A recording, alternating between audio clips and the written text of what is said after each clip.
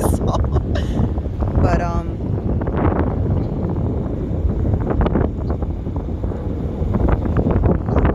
want to finish talking about what I was talking about earlier, because I did say I was going to come back, but this man was watching me, so I said let me just wind up leaving or whatever and go to another spot. But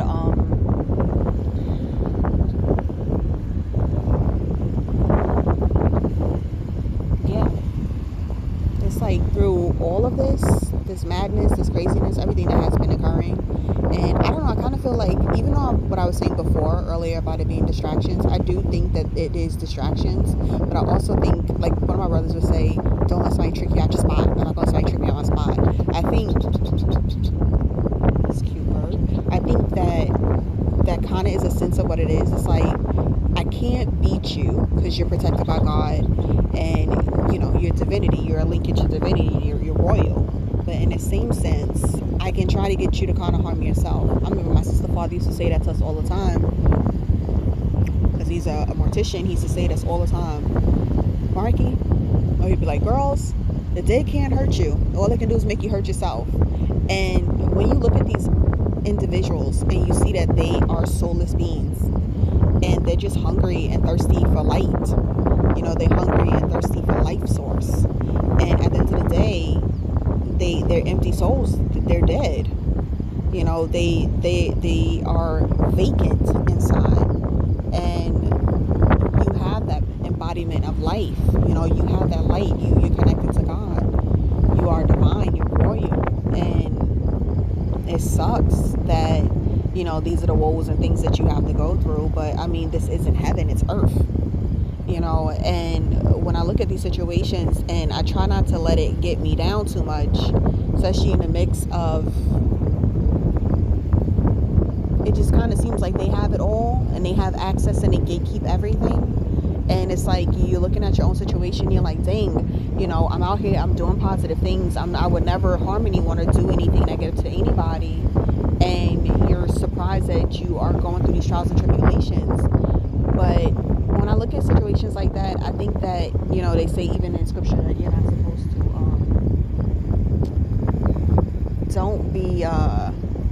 don't covet what the enemy has. You know, don't want or desire what they have, or feel jealous or any type of reasons of what they have, because they got it the way they got it. You know, even when I think back to a conversation I had with someone from my past, and I'm just like, how do you have access to success when you've done so many bad things? But then I have to be mindful, like, people will be rewarded for the things that they've done, but at the same time, I always think back to how God is going to get his lift back, you know. And I believe that that's something else that we shouldn't really focus on as well, because I think that it kind of messes with our spirit. And I had to check myself, because I was like, you know, at the end of the day, regardless of what has been done to me and the things that I've endured, and you know, you want people to, and I get it, their necks are stiff, it's hard for them to turn their head and think to do the positive things and to follow God. But at the same time, it's like you want them to see the error in their ways and make the right choice to let go of doing these dark deeds and start doing more positive light being deeds. Because I feel like the whole trick when they say, oh, you have a divine masculine, you have a divine feminine, or you have twin souls, and it's like at the end of the day you're thinking, well, why is it such a big mix for it to be a problem for them to not be able to come together? And then I was talking to God about it the other day. I was like, you know what, it makes sense, because it's like, imagine having, like, I'm gonna use like Jesus and Mary for example, right? Imagine if they went off and they had a family, right? And these children were divine, right? And it's a lineage that continue to survive, right? It's a generation, right? And what if there were more stories that we didn't know about, where God has made it with Jesus' mom Mary, but in another sense it's another situation. Like, we only know of this one incident, but what if there are multiple incidents that has occurred where there are multiple divine children down here, you know, and it's just not spoke of, or we don't have access to that type of information. But the point I'm making is that if you have someone who is that avid about,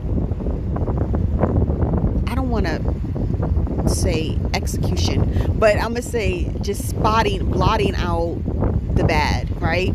And allowing more positivity to come in, allowing more light to come in, allowing more good deeds to happen, allowing this world to turn into the betterment instead of it being so negative and so dark, but more peace and more love and more prosperity coming in. Of course, those who have worked so hard to make sure that cannot happen would do anything to make sure it doesn't happen. So that's what I think about when you have to tighten up and know exactly what your own weaknesses are. When I talk to my students and I work with them about finding, their strengths and their weaknesses and trying to get them to understand as children, this is a good time we could start to really build on these things. And I look at it in the sense of, you want to have patience with yourself. And this is what I teach them, have patience when you're learning something new. Have patience when you're in circumstances and it feels like it's overwhelming. Give yourself grace in a mix of all of this negativity, in a mix of all of this inks and magenta coming at you. Have grace with yourself. And I think there are moments where you have to stop and look back and be like, wow, not I have accomplished this or I have endured this, but I and God have allowed for me, God had allowed for me to be able to endure these things. Like, God has protected me. God has sent warring angels. There's so many things that I look back and I'm like, I can't believe that happened to me. And then I think about those who didn't make it out of that situation. Those who still wasn't able to turn the other cheek and still act in the kindness of love and be about that righteousness when it comes to love. I look at certain things like that and I think about those who hands are tied, who are bonded. I was talking to my sibling the other day about that. I'm like, you gotta be careful. People will be out here setting you up in order to bind your soul to them. And it's like people will find your weaknesses. They will find your weaknesses. They will find your strengths. They know how to, they study you because they want to understand how to become you. But at the same time, they also want to understand how they can conquer you. So when you allow your emotions to have such a deficit of who you are and your character, and you don't allow yourself to be able to make sure you cover yourself in the armor of God, and at the same time making sure that you are focusing on what it is that you know that you can obtain and what it is that you know that you can accomplish in this world. When I look at my own traumas, and I was speaking to myself the other day, and I'm like, there's so many things that happen, but it's like I can sit here and I can hold on to that and I can harbor that and I can make that seem as if that's all that I am. Right? I can look at that and say, okay, this happened to me, and these are all the things that occurred and happened to me, and I can't get them. I don't know how to heal from this, or I don't know how to become better than that situation. But you're not your trauma. Like, you're so much better than that because you are so deserving of more, because you have literally outcome from that. You came out of the cave, you came out of the darkness, embodied and fully clothed in the sun. Like, you gotta love on yourself. You gotta feed and pour back into yourself. It is not an act of selfishness, it's an act of love. When I look and I say, well, man, these people did this to me, they did that to me, don't go and try. I think that's another scheme too. Like, if I can get you to think that you have no one in your corner, if I can get you to think that you have nothing coming to you, like you have no home, you have no friends, you have no family, you have no money, you have no food, then you will start to believe that God does not love you. Then you will start to believe that you are not worthy of anything. But if you still in the midst of it, because I am in the midst of it, you still pour into yourself. You still clothe yourself with the sun. You still clothe yourself with light. You still clothe yourself with faith. You have to keep pouring into yourself. Because as you're pouring into yourself, God is pouring directly into you. He is filling you up. Like I said to my sister one time, I said, it's like people, they think because they learn these new things and they have these new skills, and they want different, they want more for themselves, they want a different life. But at the same time, you can't pour old wine into new wineskins, right? And what I mean by that is that the vessel has changed, right? You have changed. right? You can do whatever you want to the outside of the vessel. You can work on it. You can get the body work done. You can do whatever you want to cultivate it and to turn it into the exactly. You can walk around with anime thighs. I heard that the other day. I said, I guess that's what I have, right? So, but you can walk around with all of these different changes, and that's dope. That's amazing. But at the same time, what have you done to develop what needs to be into the inner body? What have you done to the spirit? What have you done to the soul? What have you done to feed back into the inner vessel? Because your environment, everything that's on the outside of you, will make you think that you're not worthy, will make you think that you can't accomplish nothing, will make you think that this is it. These physicalities of this realm will make you think that this is all you can do. You looking at your wallet, you looking at your bank statement, you looking at the bills, you looking at the lack of help, you're looking at all of these resources that are dried up, and you're thinking that you have nothing. But you really don't. You still have your embodiment of your mind, your soul, your vessel, who you are as an individual, as a being.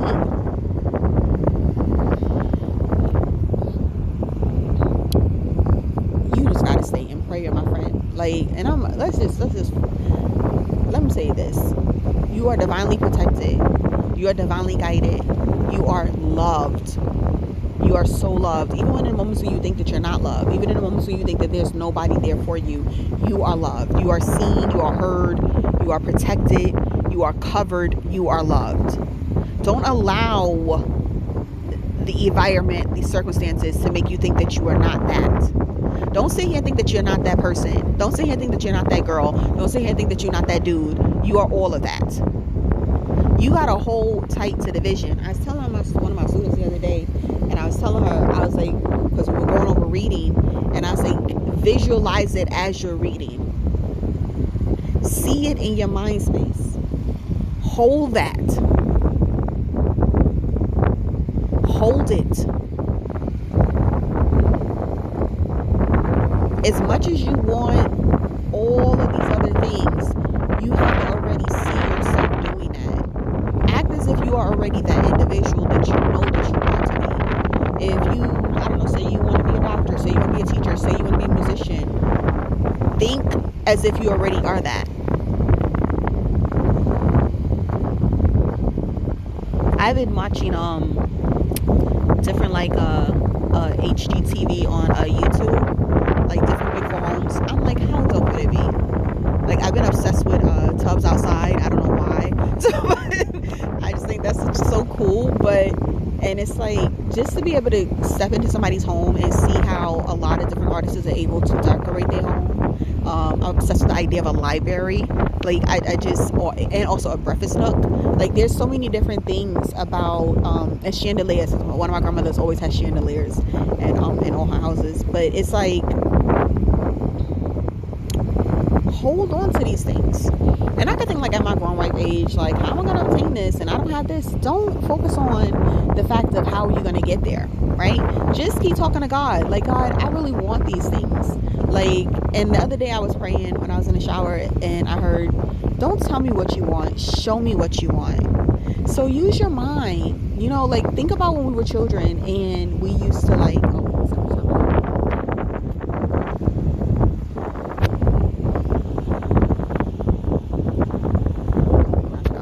think back to, like, when we were children and we used to be able to play pretend and stuff like that. And, like, even now where I'm at, I don't really do too much of the dancing because I'm in someone else. But it's like before, when I was back in Manhattan, I was able to just have my own, like, top floor space or whatever. So I'm just dancing all day long. Get back into that mindset. Like, you know, like, play. And it doesn't only have to be with your partner. Like, it could be with you. Like, you know, go and watch a Disney movie. Go and play. Do the things that you used to do as a young girl or as a young dude. Like, I was listening to my neighbor last night because I was trying to submit my homework, and I heard him when he came in, because, you know, the walls are so thin in his apartment. I heard him when he came in, and I knew immediately, once he dropped whatever, his bag and everything, he was going to go play his game. And his living room is the kitchen. I'm at the kitchen table, and I'm doing my homework, and I'm trying to hurry up so I can submit it before the deadline. And I'm listening to him, and it was just so beautiful. Like, because he's a grown man, he works or whatever, but as soon as he get on the game, he is like a little child all over again. And it's just so cool to be able to see that. And well, I can't see through walls, like, you know, I can't. But no, it's like, you know, and I can hear him and him laughing and joking and him teasing the guys that he's on the phone, you know, on the live with or whatever. And it's so cool. And it's like sometimes I think we get so stifled with everything that hasn't worked out for us, and we focus so much of our intentions on the things that we don't want, that we don't allow to give birth to the things that we do want. And we get so hung up with so many changes and all this, like the newsreels and everything that else is going on, which I really don't even like that this stuff is even on my feed. But it's like all these things that are happening, and you know, student loan debt and everything, like just the housing crisis, all this stuff. We don't have the time to play. And I think you got to embody that. You know, even when I work out, like lately I've been trying to mix in more dancing. And also, even though y'all know that I've been celibate for like 100 years now, but it's like I try to mix in more, even like more types of dancing that's more like me tapping into my divine feminine and really trying to make sure that I center myself. And I'm not saying this to go and be like me, as y'all can't see me doing air quotes. I'm saying this because I'm just trying to let y'all in on certain things that I do that kind of help me through the process of all the stuff that's happening. Because it's hard when you gotta look people in the face and you know they try to unalive you. Like, you know, like it's hard that you gotta, you know, live amongst people that you know that are, you know, casting out spells and using energy weapons on you. It's tough.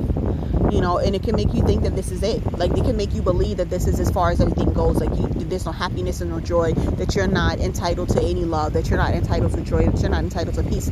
It will make you think this is it. When you look back on relations and you're like, dang, I was really good to this person. Why would they do these things to me?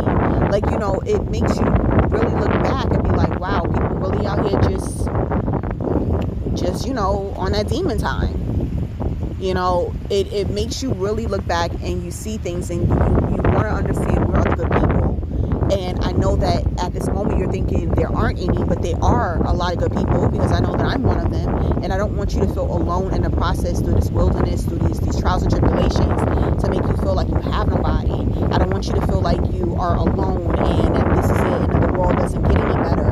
I want you to tap in to when you was a child. My sibling was asking me the other day about we were briefly talking about with trauma, and he didn't know, you know, all the things that I've endured, and I'm not going to really sit down and tell him, but at the same time he was kind of surprised, and a part of me felt like, well, that's kind of good that he was surprised, because you don't really, it's already dope that we walk out this door and we don't look like what we've been through, but at the same time we don't want to harness that and hold that energy in where it depletes us of us creating the life that we want. So all I'm trying to give a little bit of encouragement and love, and telling you that find a way to play again. You know, the way you can still tap into your divinity, you can also tap into your divinity by playing. And I know you're like, I'm such and such amount of age, and so am I. I'm a very grown ripe age, but find a moment to play. Find a moment to connect with that. Because the more that you play and the more that you release that tension and that trauma, the more that you're going to be able to connect with that inner child. And you really, really want to heal him or her. Because when you hold on to that pain and that trauma, it allows you to have outbursts. It gives you an opportunity to have gate doors open that you don't want to leave a gate open, because you don't know what's going to come in. Which I'm going to touch back on that on another time, but I was looking at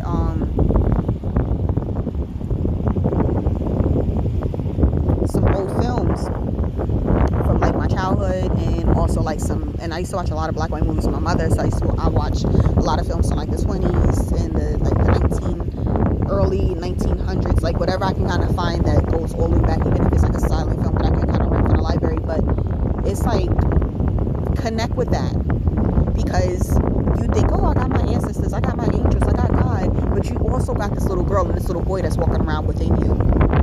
And when you look at certain situations and you find what's the word I'm looking for? The pattern recognition of why you date certain people. You know, why you have such a inkling towards certain individuals that remind you of your father, remind you of your mother, or remind you of somebody that harmed you. It's because you're trying to find a way to repair it. When I listen to certain people, when they talk to me, they they like word vomit their trauma. And it's not a sense of me to judge anybody, but I'm like, oh, I see the thread. And then you automatically think, oh, they hate women or they hate men. It's not that they hate these individuals or these sexes. It's just the fact that they're trying to heal that wound. And it's like you meet other individuals who have the same wound, but they're not healed. And that leaves y'all in a place where y'all are feeding off each other's trauma, and now it becomes a trauma bond, which then can lead to same-sex relationships, which can lead to a lot of different things that's taking you down a different path that you may not really want to be on. But you're like, this person understands me, this person connects with me, this person understands your trauma. And I always try to get people to see that you check the spirit, because sometimes people had already been watching you, because people really think that they understand how demonology works and how demons operate and how lost embodiment spirits operate. People need, entities need a vessel. And if they can find a way to continuously open you up, they can soul mount you and they can bind to your spirit or your soul or I like to say it's just your spine, but they find a way to bind to you, and they feed off of that, and they trigger that within you over and over and over and over in order to continuously get as much energy as possible from you, because like I said, they are soulless beings. So focus on healing yourself. It's like, yeah, I want to go out there, I want to date, I want to do all these things, but you really, really need to focus on having the embodiment and the enrichment of healing. And don't worry about how long it takes for you to find your mate. Don't worry about how long it takes for these things to happen. You really want to be able to connect with yourself, and you want to heal yourself. The more that you heal yourself, the better you are to yourself. And that's why I go back to saying, make sure that you work on connecting with your inner child. You know, heal your inner child. I'm out of time. I'll call you back. It's my little thing how I'm set up with the recorder, but I'll make another one. But anywho, I love y'all, and you got this, and just focus on healing. You know, healing, building, restoring, and loving on you. You know, really connect back with you, and the right person will come along, the right people will come along. You find your team, your business will build, everything that you want or accumulate the way that you need to accumulate. But first, you need to heal yourself. You know, and connect with that inner child. You know, do the silly things that y'all used to do. Like, even when I paint my nails, as children, we're not allowed to paint our nails or whatever until we were like 18. We were only able to allowed to wear clear nail polish. But now it's like, you know, I have a little bit of a day where I do a lot of my little self-care stuff, you know, like bubble baths and things like that I remember having. That was really fun as a child. I used to do a lot of sleepovers. I used to have my little epic sleepovers. And even if as a girl or a guy, find a way to connect back with each other. You know, connect with your inner child so that you are consistently healing and feeding your inner child, because I kind of think that's an ancestor too, right? Because it's you that dealt with so much in the beginning when you first got down here to this planet, you know. But anywho, I'm not gonna hold you because I gotta be mindful of my time. But I love you so much, and you got this.